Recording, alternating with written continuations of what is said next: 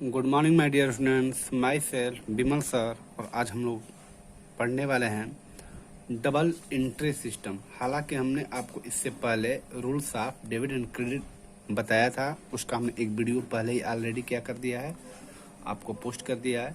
तो यहाँ पे क्या है कि डबल एंट्री सिस्टम होता क्या है, पहले हम लोग ये जानते हैं, ठीक है ना। यानी सिंपल से ये समझो ना, हम अपने हिसाब से डबल जो एंट्री सिस्टम होता है, हम यूँ कह सकते हैं कि जैसे सपोज करिए कि आप कोई एक अपना व्यवसाय शुरू कर रहे हो, बिजनेस शुरू कर रहे हो, तो इसमें हमेशा दो एस्पेक्ट्स होंगे, दो पहलुएं होंगे। क्या क्या हो सकती हैं उसको सुनते हैं। सपोज करिए कि आपने कोई फर्नीचर खरीदा या आपने कोई पंखा ही खरीदा, ठीक है। तो क्या हुआ, देखिए पहला एस्पेक्ट ये हो रहा है कि आपके पास पंखा आ रहा है। दूसरा एस्पेक्ट हो रहा है ये कि आपके पास से पैसा जा रहा है। यानी कि हम सिंपल ये बात बोल सकते हैं कि बिना दो एस्पेक्ट से, बिना दो पहलू के कोई भी ट्रांजेक्शन पूरा हो ही नहीं सकता, ठीक है। तो जो डबल एंट्री जो सिस्टम है, हम लोग को यही सिखाता है। जैसे हम लोग देखते हैं,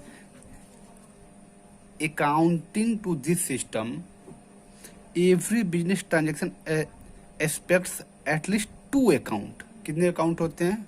two account in opposite direction, in opposite direction. For example के तौर पे बता रहा है कि if the furniture is purchase, अगर हम फर्नीचर को क्या करें, परचेज करें इन द बिजनेस में, तो फर्नीचर मेरा क्या हुआ, इंक्रीज हुआ, whether the cash is decrease, और जहाँ पे क्या हुआ, पैसा घटा, ठीक है। तो यही हम आपको समझाना चाह रहे थे कि जो डबल एंट्री सिस्टम है, इसमें क्या होते हैं, मिनिमम दो एस्पेक्ट्स होते हैं, दो पहलुए होते हैं।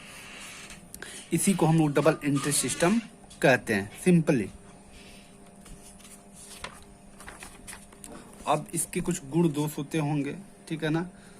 ये आपके लिए इम्पॉर्टेंट है, देख लीजिए डेफिनेशन है, ठीक है, डबल एंट्री का। ये जो है विलियम पिकल्स ने जो कहा है, इसको आप लोग एक बार ओरली देख लोगे इसे, और ये जे.आर. बॉटली बॉय के द्वारा जो कहा गया उसको देख लेंगे। अब क्या है, principles of characteristic of double entry system, इसके क्या क्या गुण हैं, इसके बारे में बताया गया है कि every business transaction aspects to accounts होते हैं, regarding of both personal and impersonal aspects.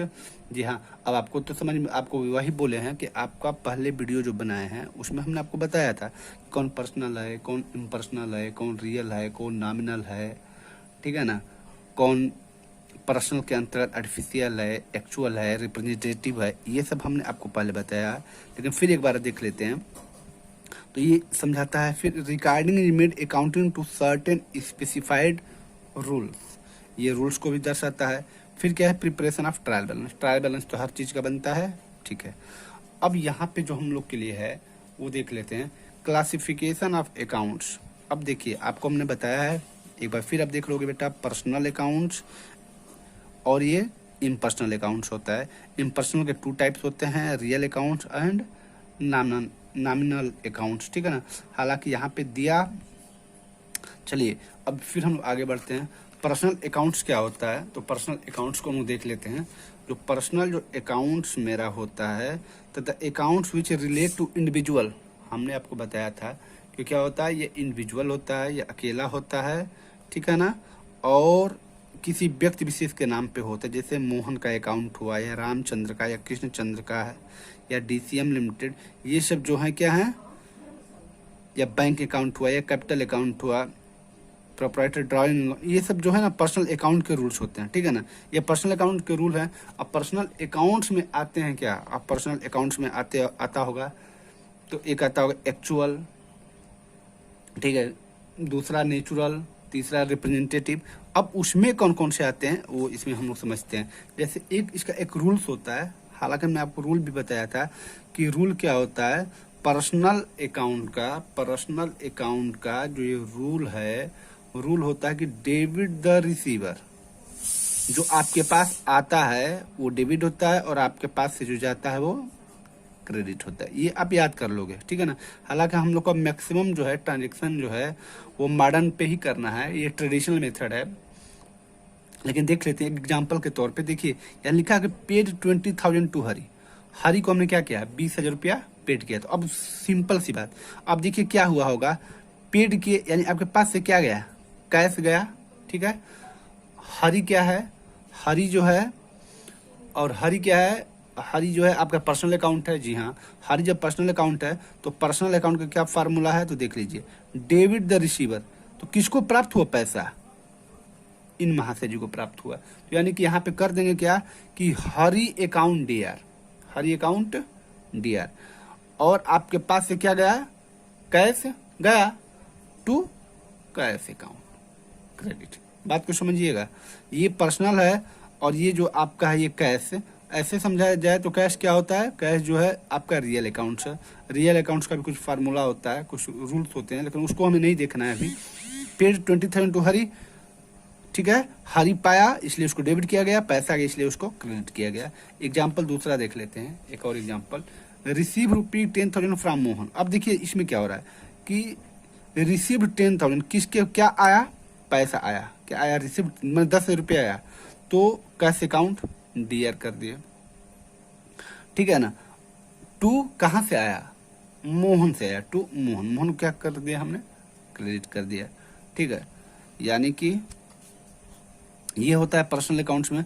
अब यहाँ पे लिखा है कि टाइप्स या क्लासिफिकेशन ऑफ पर्सनल अकाउंट्स। अब हम लोग जो पहले आपको बता चुके हैं, इसका वीडियो भी बनाया है, उसको देख लेंगे एक बार, फिर इससे भी समझने की कोशिश करते हैं। पर्सनल अकाउंट्स जो होते हैं वो 3 टाइप्स होते हैं, नेचुरल, आर्टिफिशियल, रिप्रेजेंटेटिव। नेचुरल क्या होता है, तो किसी ह्यूमन बींग के नाम पे होगा। Natural personal means the account of human being, for example Mohan का, सोहन का, सीमा का, निर्मला का, ठीक है ना। प्रोप्राइटर कैपिटल अकाउंट, ये सब ड्राइंग अकाउंट या debtor account and creditor account is also include in this category. इसमें क्या आते हैं, तो ये सब चीजें आते हैं। अब होगा क्या, आप इसको देख लोगे, ठीक है ना। जैसे आपके क्वेश्चन में रहेगा ड्राइंग, तो आपको समझ जाना पड़ेगा कि ये क्या है, ये नेचुरल का है, डेप्टर है या क्रेडिटर है, ठीक है ना, या कैपिटल अकाउंट, ये सब जो चीजें हैं ये हैं, इसको आप देख लेंगे। दूसरा जो है आर्टिफिशियल पर्सनल अकाउंट। अब आर्टिफिशियल पर्सनल अकाउंट क्या होता है, तो हमने आपको बताया था कि ये जो है नेचुरली बर्थ नहीं होते हैं, ये जो हैं बनाए जाते हैं, ठीक है ना।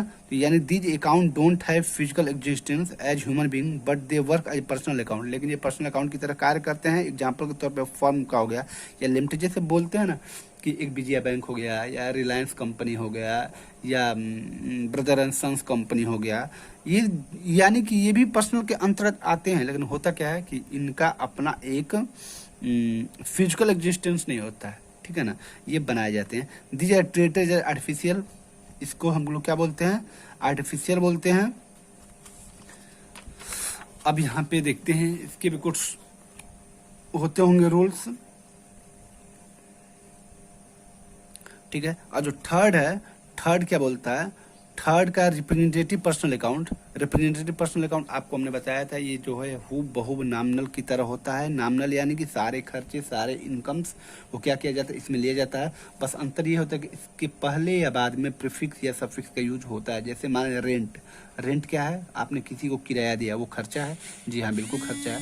तो अब ये रेंट, अगर सिंपल ये रेंट बोलता तो ये नामिनल में जाता है, लेकिन यहाँ पे बोल देगा कि प्रीपेड रेंट, ये बोल दिया क्या, प्रीपेड रेंट। तो अब ये जो प्रीपेड रेंट है, ये जो प्रीपेड रेंट है ये क्या हो गया, ये प्रीपेड जो रेंट है ये आपका रिप्रेजेंटेटिव हो गया, ठीक है ना। जैसे सैलरी, सैलरी जो है आपका एक खर्चा है, ठीक है, जो नॉमिनल का टर्म है। लेकिन अगर ये बोल देगा कि आउटस्टैंडिंग सैलरी, तो यानी कि इससे क्या लग गया, प्रीफिक्स लग गया। क्या प्रीफिक्स लगा कि इसमें आउटस्टैंडिंग लग गया, इसलिए क्या हो गया, रिप्रेजेंटेटिव हो गया। अगर आउटस्टैंडिंग नहीं रहता, केवल सैलरी रहता, तो ये कहाँ गया होता, तो ये नॉमिनल में गया होता। जी हाँ, तो पर्सनल ये फिनिश यहाँ पे। वो अब रियल आते हैं, रियल के रूल होते होंगे। जी हाँ, जैसे कि पर्सनल का जो रूल था, पर्सनल का रूल था कि पर्सनल का क्या रूल था,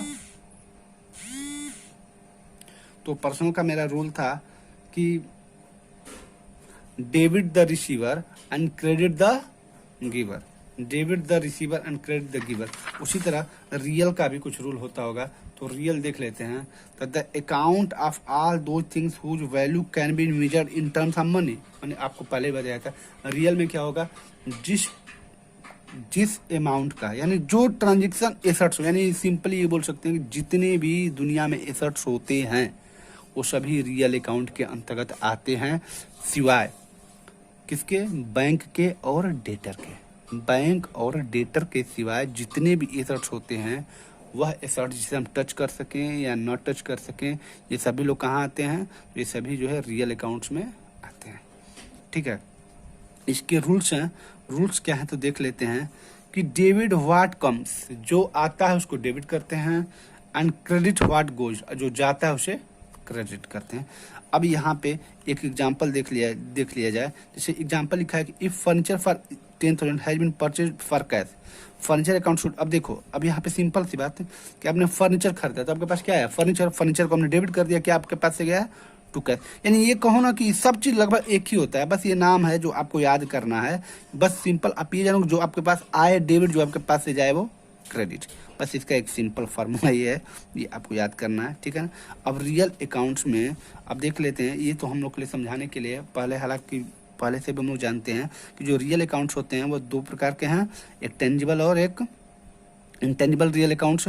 टेंजिबल जिसे छुआ जा सके, इंटेंजिबल जिसे न छुआ जा सके। अब टेंजिबल में समझ सकते हैं फर्नीचर से लेकर जो भी चीज़ें आपको दिखाई दे रही हैं, और इंटेंजिबल में जो आपको नहीं दिखाई दे रही हैं, जैसे कि ट्रेडमार्क्स हो गया, जैसे गुडविल हो गया, या कॉपीराइट हो गया, ठीक है ना, या पेटेंट हो गया, ईटीसी। ठीक है। अब हम लोग आते हैं थर्ड, जो नॉमिनल है। ये जो अकाउंट्स हैं इसमें सभी एक्सपेंस एंड इनकम को क्या किया जाता है? शामिल किया जाता है, इनकम एंड एक्सपेंस को। अब यहाँ पे जैसे कि ये देख लेते हैं, the example of nominal accounts related to expense are salaries paid, rent paid, discount allowed, bad debts. ये सब क्या है? ये नॉमिनल के एग्जाम्पल हैं। ठीक है। और इनकम का क्या है? तो commission received, interest received, discount received, ये क्या है? इनकम के हैं। तो सिंपल सी बात देखिए, जैसे हम आपको यही समझाना चाह रहे थे, जैसे कमीशन रिसीव्ड, ये कमीशन रिसीव्ड नॉमिनल हुआ, बट इसमें लिखा जाता कि कमीशन रिसीव्ड इन एडवांस, तो ये तुरंत कहाँ चला जाता? तो रिप्रेजेंटेटिव पर्सनल में चला जाता। ठीक है। अब इसके रूल क्या हैं? रूल्स इसके ये हैं कि डेबिट द एक्सपेंस, जितने जो खर्चे होते हैं उसको डेबिट किया जाता है, और जितने इनकम होते हैं उसको क्रेडिट किया जाता है। ध्यान दीजिएगा, debit the expense and loses and credit incomes and gains. ठीक है। अब यहाँ पे एक एग्जांपल देख लेते हैं कि आपने 20 रुपये सैलरी पेड किया, तो ये सैलरी पेड किया, ये क्या है? आपका खर्चा है। ये क्या है?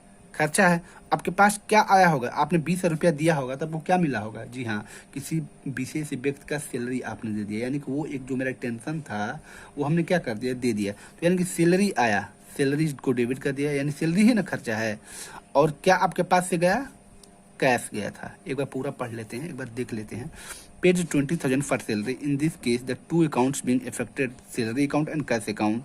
Salary represent expense, as much salary accounts will be debited account. The rules debit the expenses. ठीक है। यानी सैलरी अकाउंट डेबिट, यानी सिंपल सी बात, जो आपके पास आता है डेबिट, जो आपके पास से जाता है क्रेडिट। इसमें आपको सोचना ही नहीं है। ठीक है ना।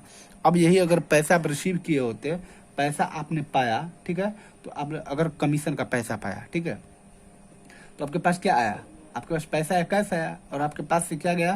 तो जो कमीशन वाला जो था, जो आपको मिलता कमीशन, वो कमीशन आपसे रिलीज हो गया। ठीक है। यानी आपके पास पैसा आया और आपके पास से कमीशन गया। ठीक है ना। अब देखिए, ये इम्पॉर्टेंट नोट है जो आप हर हालत में से देख लेंगे कि नॉमिनल अकाउंट्स और पर्सनल अकाउंट्स में क्या क्या डिफरेंस है, आप ये देख लेंगे। ठीक है ना, कि नॉमिनल अकाउंट और पर्सनल अकाउंट्स क्या है। ठीक है। अब हम थोड़ा सा तेजी से चलते हुए आगे बढ़ते हैं। तो अब यहाँ पे देखिए हम लोग के लिए क्या है, अब हम लोग के लिए पहचानना है। इलस्ट्रेशन 1 में अब देखिए, आप इतने काबिल हो गए हैं कि आप इसे क्या करेंगे? तुरंत पहचानना शुरू कर देंगे। कैसे? तो ये देख लेते हैं। यहाँ पे लिखा है कि classifying the following accounts into personal, real और नॉमिनल। ये देखिए कैपिटल। अब कैपिटल क्या है? कैपिटल किसका होता होगा? प्रोपराइटर का। तो कैपिटल किस में आ जाएगा? तो सीधी सी बात कैपिटल पर्सनल में आ जाएगा। सेकेंड है ड्राइंग। ड्राइंग क्या है? तो ड्राइंग जो है वो भी आपको अभी हमने बताया था कि ड्राइंग जो है ये भी पर्सनल के अंतर्गत आएगा। ठीक है ना। ड्राइंग जो है ये भी पर्सनल के अंतर्गत आ जाएगा। अब कैश पेड, आपने क्या किया? कैश पेड किया, पैसा दिया। तो एक बात बताओ, कैश किस चीज का टर्म है? तो कैश जो तो एसेट्स होता है भैया। तो कैश जब एसेट्स है तो किस टर्म में आएगा? एसेट्स में आएगा। अब बात करते हैं कमीशन पेड, ये भी आपका वही है, कमीशन रिसीव्ड आपने किया। अब कमीशन रिसीव्ड जब आपने कर लिया तो वो आपके लिए इनकम हुआ। इनकम कहाँ आता है? नॉमिनल में जाता है। इनकम एक्सपेंसेस सभी कहाँ जाते हैं? नॉमिनल में। तो इनकम रिसीव्ड नॉमिनल होगा। ऐसी जो चीजें हैं, फर्नीचर आपका क्या है? एसेट्स है, तो ये आपका आ जाएगा किस में? रियल में आ जाएगा, ठीक है ना। ये सब जो चीजें हैं, बैंक अकाउंट क्या है? तो आपको बताया था कि जो जितने भी बैंक हैं ये कहाँ जाते हैं? तो आर्टिफिशियल पर्सनल में, यानी कि ये क्या हो जाएंगे? आर्टिफिशियल है, तो यानी कि ये क्या है? पर्सनल अकाउंट का टर्म है, ठीक है ना। तो अब इसी तरह क्वेश्चंस हैं, ये आप देख लेंगे। इलस्ट्रेशन 1 देखकर आप वीडियो को पूछ कर लेंगे, उसके बाद इसको आप लोग सॉल्व करेंगे। आई होप आपको समझ में आएगा, ठीक है ना। अब हम लोग आगे फिर बढ़ते हुए देखते हैं कि इसके कुछ एडवांटेज होते होंगे, इसके कुछ डिसएडवांटेज होते होंगे, ठीक है ना। अब यहाँ पे देखिए जो हम लोग के लिए है कि वेरी शॉर्ट आंसर क्वेश्चन। जी हाँ, ये चैप्टर हम लोग का फिनिश होने वाला है। वेरी शॉर्ट आंसर क्वेश्चन, ये क्या है? तो what is double entry system book keeping, या आप देख लोगे, यानी इसको सिंपली आप 1-2 बार देख लोगे ना, तो ये आपको ये मान के चलो कि आपको लगभग क्या हो जाएगा? याद हो जाएगा। ये बहुत बड़ा इशू नहीं है, ये याद हो जाएगा। फिर हम नेक्स्ट आते हैं, उसके बाद हम लोग MCQ देखते हैं, मल्टीपल चॉइस क्वेश्चन देखते हैं, जिसमें आपको पहचानना है। और पहचान भी अब जाएंगे, जैसे मशीनरी क्या है? एसेट्स है। कैपिटल क्या है? कैपिटल जो है, देखिए ये चंडीगढ़ 2090 ये एग्जाम में एकदम समझिए कि आने वाले भी हैं। मशीनरी एसेट्स है, तो एसेट्स है तो यानी कहाँ जाएगा? रियल में जाएगा। ये कैपिटल प्रोपराइटर, यानी ये कैपिटल बात कर दिया, यानी पर्सनल की बात कर दिया, यानी कि ये पर्सनल अकाउंट हो गया। स्टॉक क्या है आपका? एसेट्स है, तो एसेट्स में चला गया, यानी कि ये रियल में चला गया। यानी ये सब चीजें जो है ना, आप क्या करोगे? इसको आप पकड़ोगे, इसको आप सॉल्व करोगे, ये आपके लिए है। आई होप आप समझ भी लोगे, कर भी लोगे। यहाँ पे ये चीजें हैं, ये आप देखेंगे, इसे आप सॉल्व कर देंगे, ठीक है। ये तो हुआ इसमें का हम लोग का। अब हम लोग के लिए देखिए प्रॉब्लम कहाँ पे आते हैं। जैसे प्रॉब्लम होता है कि हमने आपको बताया था कि कौन कौन से जो टर्म है वो बढ़ते हैं, कौन कौन से जो टर्म है वो घटते हैं। जैसे कि हम लोग ये देखे थे कि जितने भी एसेट्स हैं, एसेट्स जब इंक्रीज होता है तो डेबिट होता है, और एसेट्स जब डिक्रीज होता है तो क्रेडिट होता है, ठीक है ना। उसी तरह एक्सपेंस का भी वही कहानी है। ये जब बढ़ेगा तो ये डेबिट होगा, घटेगा तो क्रेडिट होगा, ठीक है। ये मॉडर्न ट्रिक था, मॉडर्न में जो क्लियर था उसमें ये ट्रिक था। CL यानी अब कैपिटल हुआ, लायबिलिटी हुआ और रिवेन्यू हुआ। ये जब बढ़ेंगे तो क्या होंगे? क्रेडिट होंगे, जब घटेंगे तो ये डेबिट होंगे, ठीक है। तो ये सब जो हैं ये हम लोग के क्वेश्चंस हैं। आगे हम लोग क्वेश्चन देखेंगे। अब हम लोग चैप्टर 8 पढ़ेंगे। अब हम लोग चैप्टर 8 नेक्स्ट वीडियो में पढ़ेंगे। Origin of transaction, source, documents and accountancy क्या है, इसके क्या क्या गुण दोष हैं, इसके बारे में हम लोग पढ़ेंगे। ये भी बहुत छोटा सा चैप्टर है, ठीक है ना। ये एक वीडियो का चैप्टर है, इसको हम लोग खत्म कर लेंगे। जी हाँ, चलिए, थैंक यू। आज के लिए इतना है, धन्यवाद।